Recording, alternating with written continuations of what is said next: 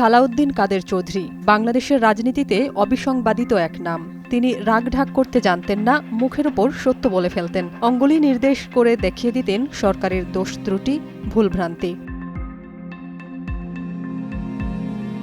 আর এ কারণে ফ্যাসিস্ট শেখ হাসিনা ২০১৫ সালের ২২ নভেম্বর মধ্যরাতে পুরান ঢাকার কেন্দ্রীয় কারাগারে ফাঁসি দিয়ে মৃত্যুদণ্ড কার্যকর করে তার। তিনি ছিলেন বিএনপির স্থায়ী কমিটির সদস্য, ৭ বারের সংসদ সদস্য ও সাবেক প্রধানমন্ত্রী বেগম খালেদা জিয়ার সংসদ বিষয়ক উপদেষ্টা।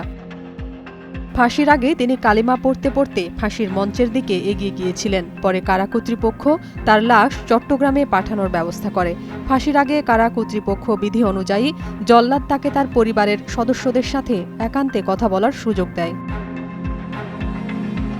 ফাঁসির আগে সালাউদ্দিন কাদের চৌধুরীকে রাষ্ট্রপতির কাছে প্রাণ ভিক্ষা চাওয়ার আবেদন করতে বলা হয়েছিল, কিন্তু তিনি কারা কর্তৃপক্ষের সেই আবেদনে সাড়া না দিয়ে মাফ চাইতে অস্বীকৃতি জানান। তিনি বলেন তিনি কোনো অপরাধ করেননি, তাই তাদের কাছে ক্ষমা চাওয়ার প্রশ্নই আসে না। যদিও কারা কর্তৃপক্ষের তরফ থেকে একজন কর্মকর্তা দাবি করছেন, সালাউদ্দিন কাদের চৌধুরী ফাঁসির মঞ্চে যাওয়ার আগে রাষ্ট্রপতির কাছে প্রাণ ভিক্ষার জন্য আবেদন করেছিলেন। তার নিজ হাতে লেখা এমন নথি কর্তৃপক্ষের কাছে রয়েছে বলে দাবি করা হচ্ছে।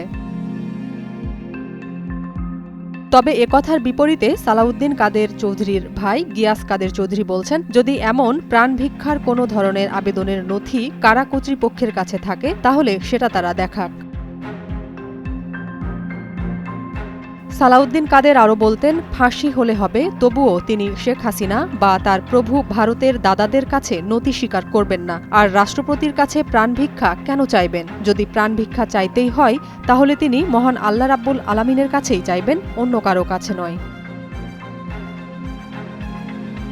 অনুসন্ধানে জানা গেছে, ফাঁসির মঞ্চে যাওয়ার আগ পর্যন্ত শেষ ৩ থেকে ৪ দিন সালাউদ্দিন কাদের চৌধুরীকে ঢাকা কেন্দ্রীয় কারাগারের ফাঁসির মঞ্চের কয়েক হাত দূরের ৮ সেলের একটি কক্ষে রাখা হয়েছিল। কাশিমপুর কারাগারে বন্দী থাকার সময় সালাউদ্দিন কাদের চৌধুরীর খেদমতে নিয়োজিত থাকা একাধিক কারারক্ষীর সাথে প্রায় সময়ই তিনি সাবেক প্রধানমন্ত্রী শেখ হাসিনা এবং ভারতের প্রধানমন্ত্রীর নাম ধরেই নানা কথা বলতেন।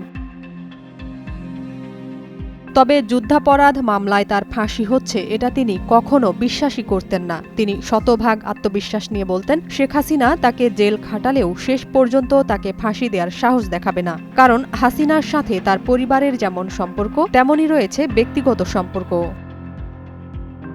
নয়াদিগন্তের কাছে নিজের পরিচয় গোপন রাখার শর্তে এক কারারক্ষী বলেন, সালাউদ্দিন কাদের বলতেন, এই ইন্ডিয়ার কারণেই আজকে আমরা জেলের মধ্যে আছি। হাসিনাকে দিয়ে ফাঁসি দেওয়ার খেলাটা ইন্ডিয়ায় খেলছে। আরও বলতেন, শেখ হাসিনা আমাকে ফাঁসি দেওয়ার ক্ষমতা রাখে না। সালাউদ্দিন কাদের চৌধুরীর নির্যাতিত ছেলে হুম্মাম কাদের চৌধুরীর সাথে যোগাযোগ করা হলে তিনি নয়াদিগন্তকে বলেন, সন্তান হিসেবে তারা তাদের বাবার ডেথ সার্টিফিকেট পাওয়ার অধিকার রাখে, কিন্তু আজ পর্যন্ত কেউ সেটা তাদের দেয়নি। নাজিয়াত রুনা, নয়াদিগন্ত।